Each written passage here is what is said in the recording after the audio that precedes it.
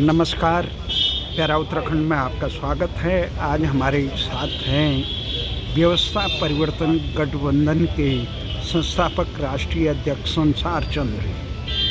संसार चंद्र जी जो 6-7वें दशक में ब्रिटेन में रहे और वहाँ से देश की विश्व की तमाम राजनीति का गहन अध्ययन करने के बाद भारत आए। इंदिरा गांधी जी के कहने पे कि आप देश में आओ, देश में आप जैसे प्रबुद्ध लोगों की ज़रूरत है। उसके बाद वे तमाम इस प्रकार से इस देश के विभिन्न विषमताओं से को दूर करने के लिए अपने आप को समर्पित किया। जनता पार्टी से लेकर समाजवादी पार्टियों से तमाम ये 1972 में महासचिव रहे राजस्थान के लोकदल के और लोहिया जी के काफ़ी करीबी लोगों में से रहे। तो संसार चंद्र जी, आपका स्वागत है। आप व्यवस्था परिवर्तन गठबंधन की आज क्या ज़रूरत पड़ी देश में?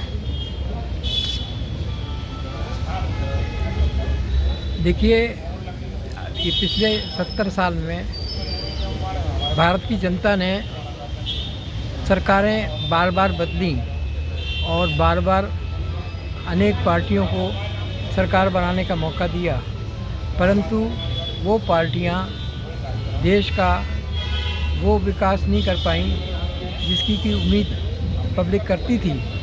और आज भी बहुत बड़ी आबादी देश की पीड़ित और शोषित है और धन का बंटवारा जो है वो ऐसा है कि 1% लोगों के पास जो है वो देश की 40% संपत्ति है और उसमें 4% लोग और बड़े पैसे वाले मिला लिए जाएं तो इन 5% लोगों के पास देश की 70% संपत्ति है और बाकी 95% देश के जो लोग हैं उनमें देश की बची हुई 30% संपत्ति का बंटवारा है। तो ये संपत्ति का बंटवारा जो है ये अन्यायपूर्ण है और अप्राकृतिक है और जब तक बेरोजगार इंसान रहेगा धरती पर तूफान रहेगा। जब तक किसान का शोषण होता रहेगा धरती पर तूफान रहेगा।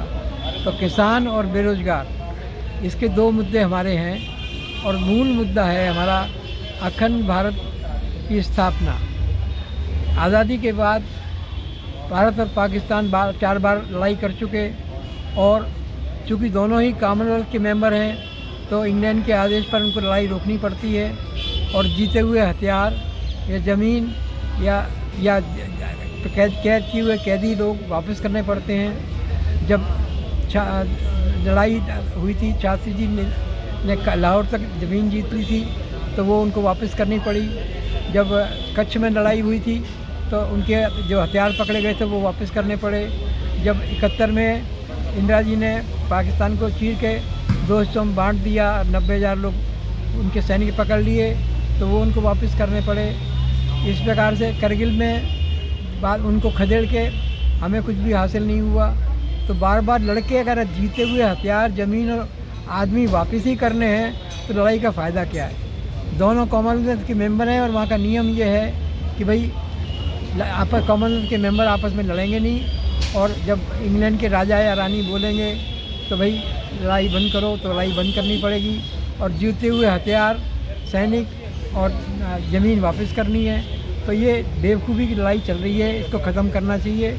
लड़ाई में बहुत पैसा भारत का भी जाता है, पाकिस्तान का भी जाता है और इसी प्रकार से दोनों देश पीछे हैं और बाकी लोग भी अपने अपने देश में बहुत खर्चा सेनाओं पर कर रहे हैं। इसलिए जिस प्रकार से 50 राज्य मिलकर यूनाइटेड स्टेट ऑफ अमेरिका बना, जिस प्रकार से यूरोप के 28 मुल्क मिलके यूरोपियन यूनियन बनाया और जिस प्रकार से रशिया ने United state of Soviet Russia बनाया था, यूएसआर बनाया था, चाइना ने तो तिब्बत को, मंगोलिया को, आउटर मंगोलिया को और बाकी एरिया को सिंकियांग को कवर करके बहुत बड़ा क्षेत्र पहले ही जीत लिया है।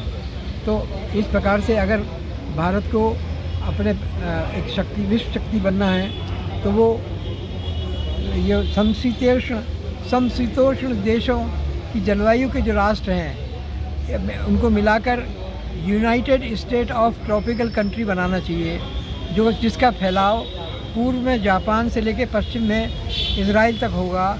इसमें पश्चिम एशिया, मध्य एशिया, दक्षिण एशिया, दक्षिण पूर्व एशिया के सभी देश शामिल होंगे।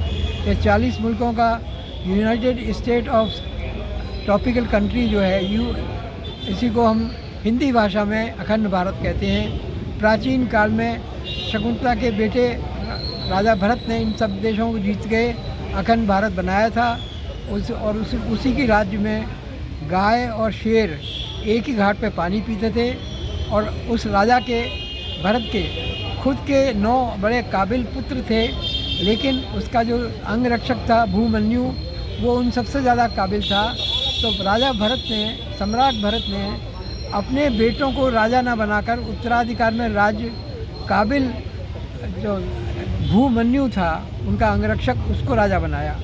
तो ये परंपरा थी कि भारत में जो काबिल को राजा बनाया जाता था और जनता का पेट भरा रहे, सबको भोजन और सुरक्षा मिले, और गाय और शेर एक ही घाट पे पानी पिएं, ये नीति हमारी रहेगी और इसी पे हम काम करेंगे। तो ये पैसा जो बचेगा, जब अखंड भारत बनेगा तो सेना पे खर्चा कम हो जाएगा, तो बचा हुआ पैसा खर्चा होगा, उसका मूल पैसा खर्च हम करेंगे पर्यावरण की रक्षा पर और किसानों पर, और किसानों का विकास करेंगे। आप कह रहे थे कि राष्ट्रमंडल भारत और पाकिस्तान राष्ट्रमंडल के सदस्य हैं। आप 1966 से लेकर 1969 तक इंग्लैंड में रहे। हाँ। आपके कथनानुसार आप इंग्लैंड में माउंटबेटन जो अंतिम यहाँ के गवर्नर रहे, हाँ, और उनके अलावा आप ईस्ट इंडिया कंपनी के डायरेक्टर से भी मिले। तो आपका मानना है कि अभी भारत आज़ाद नहीं हुआ, जो अभी आप बता रहे थे कि किस ढंग से यहाँ इंग्लैंड MI6 और सुप्रीम कोर्ट के द्वारा यहाँ पे शासन, ये जो है आज़ादी जो है कई प्रकार की होती है। एक राजनीतिक आज़ादी मिल जाए और मानसिक आज़ादी नहीं मिले और वैचारिक आज़ादी नहीं मिले और आप उन्हीं की परंपराओं के गुलाम रहें, तो वो गुलामी आज़ादी पूरी नहीं होती। नहीं, आपकी तो जो आज़ादी की बात है उससे हम 100% सहमत हैं, क्योंकि 75वां साल मना रहे हैं अंग्रेज़ों से मुक्ति के। आज भी देश का अपना नाम नहीं है, अपनी भाषा नहीं है। भारतीय भाषाओं में न न्याय मिलता है, न शिक्षा, न सम्मान, न शासन, न यहाँ का अपना इतिहास ही अपना मिला। तो आप ये कहना चाहते हैं कि व्यवस्था परिवर्तन आप औरैया इटावा में आपका मूल स्थान है, पर जन्मभूमि आपकी जयपुर में रही। लोहिया से आपका पारिवारिक संबंध रहा, जनता पार्टी से लेकर इन तमाम लोगों। तो आप दूसरी ढंग से ये भी कहते हैं कि भारत एक आध्यात्मिक देश है। आप कह रहे हैं कि जनता पार्टी के पतन के बाद 1980 में से आज तक लगातार आपको प्रातः 3 बजे माँ भगवती के दर्शन होते हैं। रात को 3 बजे, प्रातः 3 बजे ही माना जाता है। तो उसमें उसके बावजूद आप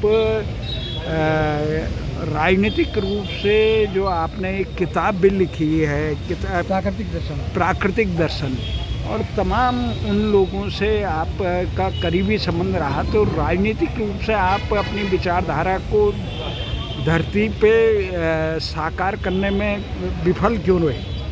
विफल अभी शुरू ही नहीं किया, तो विफल का सवाल क्या होता है? अभी तो हम शुरू करने जा रहे हैं। आपकी उम्र कितनी हो गई अभी? मेरी उम्र 83 इयर्स चल रहा है। 83, और आप मथुरा के करीब आम्रपाली कान्हा सोसाइटी में रहते हैं, चौमुहा में। पहले आप दिल्ली में आपका कार्य क्षेत्र था। तो आपको क्या लगता है कि जीवन के 8 दशक आपने वो कर लिए, किस ढंग से आप यहाँ व्यवस्था परिवर्तन करेंगे? जब व्यवस्था परिवर्तन सत्ता का संघर्ष यहाँ है, केवल क्या कहते हैं, धन पशुओं के हाथों में हो गया है। एक चुनाव लड़ना आम, यहाँ एक काउंसलर का चुनाव भी करोड़ों में लड़ा जाता है दिल्ली में, तो लोकसभा का चुनाव भी करोड़ों में, तो उसमें आपकी पार्टी किस ढंग से सफल रही? ऐसा है कि मूलतः चुनाव जो है वो जनता के वोट पर लड़ा जाता है, और अब जनता की भावना ये हो गई है कि भाई ये बंटवारा गलत था, और बंटवारे की जिस उम्मीद पर किया गया था कि भाई हिंदू मुसलमान शांति से रहेंगे, वो हो नहीं पाया, और बंटवारे का जो मूल आधार था वो कमज़ोर पड़ गया। इसलिए अब भारत की पब्लिक और पाकिस्तान और बांग्लादेश और बाकी सार्क देशों की पब्लिक अब बंटवारा नहीं, एकता चाहती है। लेकिन सरकारें जो हैं भारत की और पाकिस्तान की और बाकी देशों की, वो बंटवारा चाहती हैं। अब ये संघर्ष जो है अब जनता और सरकार का है। हर पाकिस्तान की जनता का संघर्ष सरकार से है, यहाँ की भारत की जनता का संघर्ष यहाँ की सरकार से है कि भाई हमारा बंटवारा ख़त्म करो, और हमें बंटवारा जो वही नेता चाहिए, वही नेता भारत में आगे जाएगा जो बंटवारे को ख़त्म करने के लिए संकल्प लेगा और उसके लिए काम करेगा।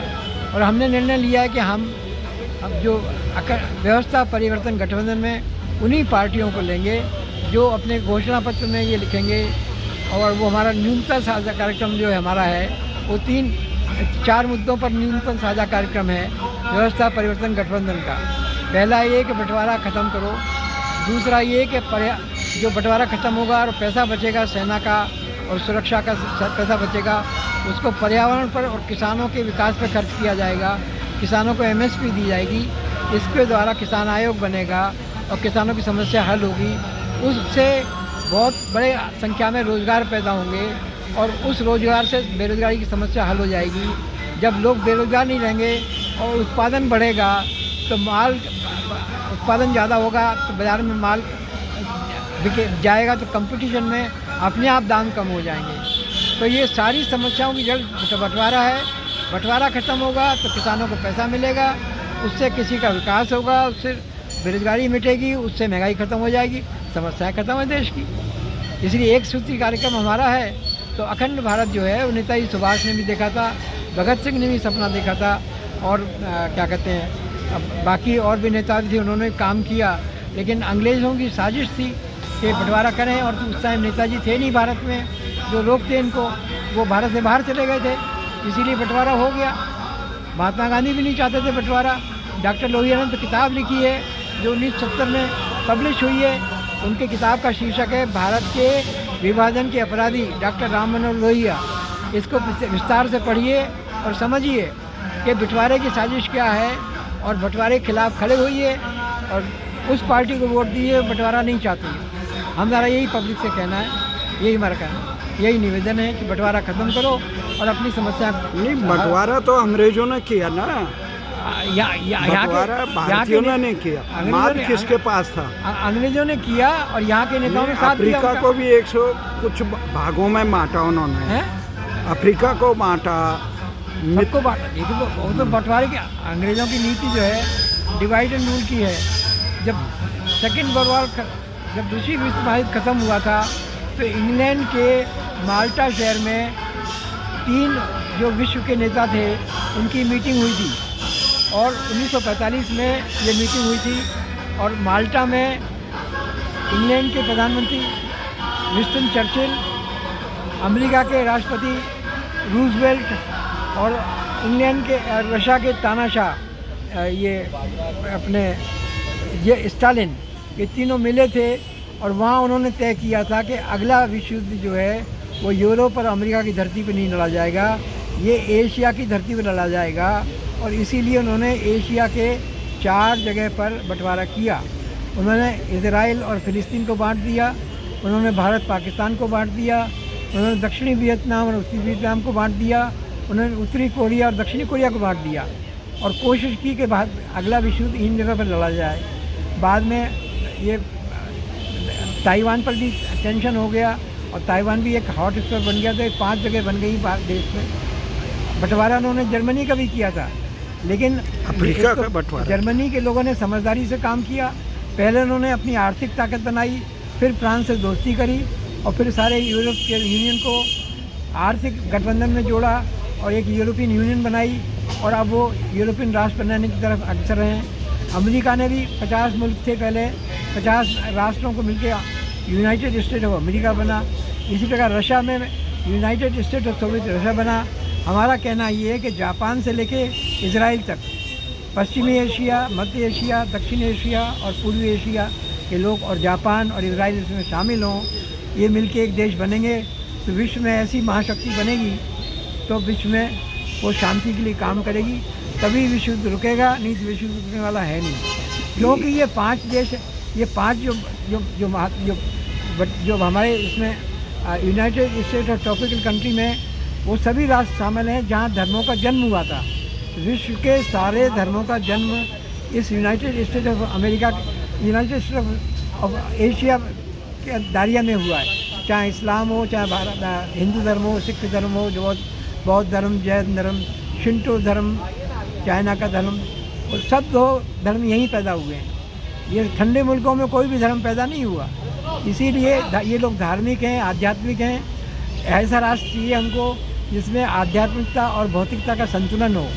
अभी सारे लोग भौतिकवाद की तरफ भाग रहे हैं, उसका अनिवार्य परिणाम युद्ध होता है और वो होगा।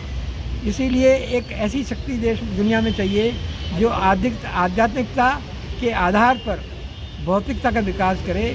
और भौतिकता भी ज़रूरी है, लेकिन बिना आध्यात्मिकता की शांति नहीं मिलती, संतोष नहीं मिलता।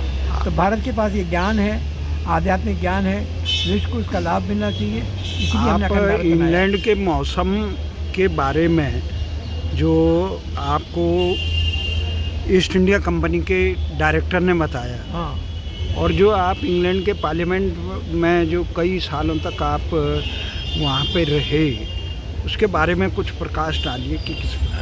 वहाँ मैं इंग्लैंड मार्च 1966 में गया था और इंग्लैंड से लौट के मैं आया 1 दिसंबर 1969 को। ये मैं वैसे अमेरिका भी जा सकता था, लेकिन मैंने जान के इंग्लैंड को चूज़ किया। मैंने विशेष रूप से इंग्लैंड को छांटा और इंग्लैंड की जाने का योजना बनाई। इसका कारण यही था कि मैं जानना चाहता था कि हरियाणा प्रांत जितना बड़ा ये छोटा सा मुल्क है इंग्लैंड, और इसमें उन्होंने बाद में अपने पहले इंग्लैंड था छोटा सा, उसने स्कॉटलैंड को मिलाया, नॉर्दर्न आयरलैंड को मिलाया अपने में, और वेल्स को मिलाया, और चारों को मिलकर यूनाइटेड किंगडम बना।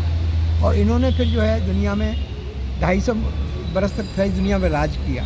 तो क्या इनकी नीतियाँ क्या थी, इनके भेद क्या थे, इनकी ताकत क्या थी, ये सब जानने समझने के लिए मैं इंग्लैंड गया। कौन सी जगह थी आप बता रहे थे? और इंग्लैंड में ये नियम है कि किसके पास किसी भी विदेशी नागरिक के पास अगर पासपोर्ट है और वो अगर इंग्लैंड की संसद में जाके दिखाए, गेट पे दिखाए, तो वो अंदर जाने के लिए अलाउ कर देते हैं। और वहाँ की जो पार्लियामेंट की मीटिंग होती है उसको दर्शक दीर्घा में बैठ के आप देख सकते हो, सुन सकते हो, समझ सकते हो।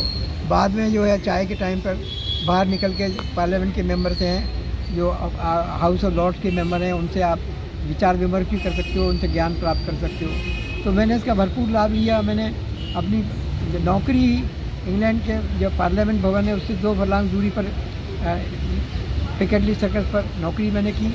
दिन में मैं काम करता था और शाम के टाइम पर 4 बजे बाद में वहाँ पार्लियामेंट चला जाता था, और वहाँ जो सांसद लोग हैं और जो हाउस ऑफ लॉर्ड के मेंबर हैं उनसे बातचीत करता था और उनसे ज्ञान प्राप्त करता था। और इसके अलावा जो है मैं खुद माउंट बैटन से भी मिला। 2 अक्टूबर 1968 को सेंट पॉल्स कैथेड्रल में माउंट बैटन जी आए थे, तो वहाँ महात्मा गांधी का जन्मदिन था, वहाँ चाय पार्टी हो रही थी, तो बातचीत हुई। तो मैंने उनको अपना गुरु बनाया और मैंने कहा जी हमें भेद बताइए कि कैसे आप कोई भी समस्या होती है उसको आप हल कर लेते हो। इंग्लैंड के सरकार ने आपको बड़ी बड़ी जिम्मेदारियाँ सौंपी और आपने सारी जिम्मेदारियों को बड़े खूबी निभाया। तो आप कैसे करते हो? तो उन्होंने मुझे गुरु मंत्र भी दिया कि कोई भी समस्या हो तो उसको मैं हल कैसे करता हूँ। तो वो गुरु मंत्र मैं किसी को बताऊँगा नहीं, लेकिन मैं उसका उपयोग ज़रूर करूँगा, और कोई भी समस्या भारत की होगी उसको मैं हल करने में पूरी तरह सक्षम हूँ, इसमें कोई तो संदेह नहीं है। मेरी बातें ईस्ट इंडिया कंपनी के डायरेक्टर से भी हुई। उसने बताया कि इंग्लैंड का मौसम ऐसा है जो दिन में 4 बार बदलता है। सुबह बर्फ़ पड़ती है, दोपहर को धूप निकलती है, शाम को तूफ़ान आता है, रात को बारिश होती है। कभी सुबह बारिश होती है, फिर बर्फ़ पड़ती है, फिर शाम को धूप निकलती है, रात को तूफ़ान आता है। इस प्रकार से इंग्लैंड में कुछ पैदा होता नहीं है। वहाँ ज़मीन के नीचे खाली आलू और चुकंदर होता है, उसके नीचे कोयला है, उसके नीचे लोहा है। बाकी इंग्लैंड के लोग तो मूलतः व्यापारी लोग हैं। जो भारत से माल आया करता था वो ज़मीन के रास्ते, कारवां के रास्ते पर टर्की की राजधानी कुस्तुनतुनिया में आता था। और इंग्लैंड के लोग बोले, जो ईस्ट इंडिया कंपनी के डायरेक्टर ने बताया कि हम लोग जो है डायरेक्ट वो माल पर वहाँ से खरीदते थे होलसेल में, और सारे यूरोप में रिटेल में घूम घूम के बेचते थे और अपना पेट पालते थे। फिर जो है बाद में इस्लाम ने जो है अधिकार कर लिया टर्की के ऊपर, और अरब के व्यापारी टर्की की राजधानी में आ गए, और सारे ज़बरदस्ती वो सारा भारत का माल होलसेल में वो खरीदने लगे, और वो फिर हमको ऊंचे दाम पे बेचते थे। तो हम और ऊंचे दाम पे अगर रिटेल में बेचेंगे तो इतनी क्रय शक्ति यूरोप के लोगों की नहीं थी, गरीब मुल्क था यूरोप, तो वो माल हम बेच नहीं पाते थे। इसलिए हम लोगों ने जल मार्ग खोजने की कोशिश करी, और पहले कोलंबस निकला तो गलती से वो भारत की जगह अमेरिका पहुंच गया। बाद में वास्को डी गामा निकला तो वो गोवा पहुंचा, उसके पीछे हम भी पहुंच गए। उसके बाद हम कालीकट में हमने गोदाम बनाया, और फिर आखिरी गोदाम हमने कलकत्ता में बनाया। और कलकत्ता में जब गोदाम बनाया हमने, तो वो जो है वहाँ के डाकुओं ने लूट लिया। तो हमने भारत के व्यापारी ने हमसे पैसा मांगा, तो हमने कहा भाई हमारा गोदाम तो लूट गया है, अभी इंग्लैंड से और पैसा आएगा तो भेजेंगे। और हमने बादशाह को भी कहा कि भाई हमारी डाकुओं ने लूट लिया। तो बादशाह ने हमको विश्वास दिलाया कि वो जो है डाकुओं को पकड़ने का प्रयास करेगा। तो हमने भारत के व्यापारियों को बताया कि बादशाह प्रयास कर रहा है, तो वो कह रहा है कि हम डाकुओं को पकड़ने का प्रयास करेंगे। तो भारत के व्यापारी हंसने लगे, बोले तुम लोग पागल हुए हो, वो बादशाह जो है दिन में बादशाह है, रात में वही डाकू होता है। तो हमको विश्वास नहीं हुआ। तो हमने कहा कि भाई कैसे ये तो बात सही है, पर आप ये बताइए कि अखंड भारत विश्व कल्याण के लिए किस ढंग से सहायक रहेगा? अखंड भारत जो है, जो मूल इंग्लैंड की नीति डिवाइड एंड रूल की है, उसी के खिलाफ है। और जो फूट डालो राज करो की नीति जो है, हम उसके बिल्कुल खिलाफ हैं बिल्कुल, कि ये नीति अब दुनिया में चलने वाली नहीं है। अब दुनिया के लोग जागरूक हो गए हैं, और जिस प्रकार से उत्तरी वियतनाम ने दक्षिण वियतनाम को जीत लिया था, और सैनिक ताकत के बल पर फिर अमेरिका ने भी हमला किया, सालों तक बमबारी करता रहा, लेकिन वो कुछ बिगाड़ नहीं पाया उनका, क्योंकि जनता एकजुट थी। इसी प्रकार से जब भारत और पाकिस्तान की जनता एकजुट हो जाएगी तो कोई कुछ बिगाड़ नहीं पाएगा। और भारत, पाकिस्तान, बांग्लादेश, नेपाल, भूटान, श्रीलंका, बर्मा एकजुट कैसे होगा? हाँ? जो दूसरों के अस्तित्व को स्वीकार नहीं करते हैं। कौन? पाकिस्तान में देखिए 4 सरकारें हैं। भारत, ये बात समझने की है कि पाकिस्तान में 4 सरकार है। एक तो अल्लाह की सरकार वहाँ चलती है, अल्लाह का नाम चलता है। एक आर्मी का नाम चलता है। एक अमेरिका जो है वो CIA के माध्यम से वहाँ दखल देता है। और एक जो है वहाँ की कथित रूप से चुनी हुई सरकार है। वहाँ एक सरकार नहीं है, और 5वीं सरकार और भी है, वहाँ आतंकवादियों की सरकार है। तो वहाँ जब बात करनी पड़ेगी तो भारत सरकार कहते हैं हम बात नहीं करेंगे। अरे बात आपको एक 5 लोग हैं, 5 गुण बनाने पड़ता है। जो नेशनल सिक्योरिटी एडवाइज़र भारत के हैं, अजीत डोभाल साहब जो हैं, वो बात करेंगे वहाँ के सिक्योरिटी के लोगों से। जो आर्मी का चीफ वहाँ के आर्मी चीफ से बात करेंगे, और यहाँ के जो इलेक्टेड लोग हैं वहाँ के इलेक्टेड लोग बात करेंगे। और आतंकवादियों से ये है ना, यहाँ के गुंडे बदमाश निपटेंगे। भुट्टो की से लेकर जियाउल की जो थ्योरी है कि हम घास खाकर भी भारत को मिटाने पाकिस्तान की जो मूल आधार था 2 नेशन थ्योरी के हिंदू मुसलमान साथ रहते नहीं, वो इंदिरा जी ने ख़त्म कर दिया। अब तो किसने ख़त्म किया? 2 नेशन थ्योरी जो है वो उसका सिद्धांत गलत था, ये इंदिरा जी ने साबित कर दिया। और अब 3 नेशन रियलिटी है। वास्तविकता 3 देश हैं, पाकिस्तान, बांग्लादेश और भारत। ये हकीकत है। तो जब मुसलमान के साथ नहीं रह सकता तो ये कहना गलत है कि वो भारत पाकिस्तान से ज़्यादा मुसलमान तो भारत में हैं आज की तारीख में। वो तो मज़े में रह रहे हैं भारत के साथ में, उनको तो कोई तकलीफ़ नहीं है। तो ये कैसे बोलते हैं कि भाई मुसलमान भारत के साथ मिलता? और भी 70 मुल्क हैं, 57 मुल्क दुनिया में इस्लामिक देश, वो आपस में क्यों लड़ते हैं? वो एक क्यों नहीं होते हैं? अगर मुसलमान के साथ रह सकता है तो 57 मुल्क एक हो जाओ। वो नहीं रहते एक साथ में। इनको भारत ही एक कर सकता है, क्योंकि भारत में जो आध्यात्मिक ताकत है कि सब वसुधैव कुटुंबकम जो है भारत का नारा है, सबको भारत के लोग एक अपना परिवार समझते हैं। नारा हो सकता है, इसलिए जब वो ये मानने भावना की- जो है भारत की जो दर्शन है वो बड़ा प्रभावशाली है, और विश्व को अभी इसकी ताकत का अंदाज़ा नहीं है कि भारत का दर्शन कितना प्रभावशाली है। वसुधैव कुटुंबकम का नारा जो है ना पूरे विश्व में छाने वाला है, और सारा the world is one family, world is one family, ये दुनिया में बात आने वाली है। और इसीलिए अखंड भारत बन के रहेगा, ये हम जानते हैं। संसार चंद्र जी, हमें आशा ही नहीं, पूरा विश्वास भी है कि एक दिन आपका ये विचार, ये आशाएं, ये अपेक्षाएं साकार होगी, और आप भी एक निष्काम कर्मयोगी की तरह अपने इस विचार को साकार करने में लगे हैं। भगवान आपको सफलता दे, इसी आशा और विश्वास के साथ हम अब फिर आपको नमन करते हैं। धन्यवाद।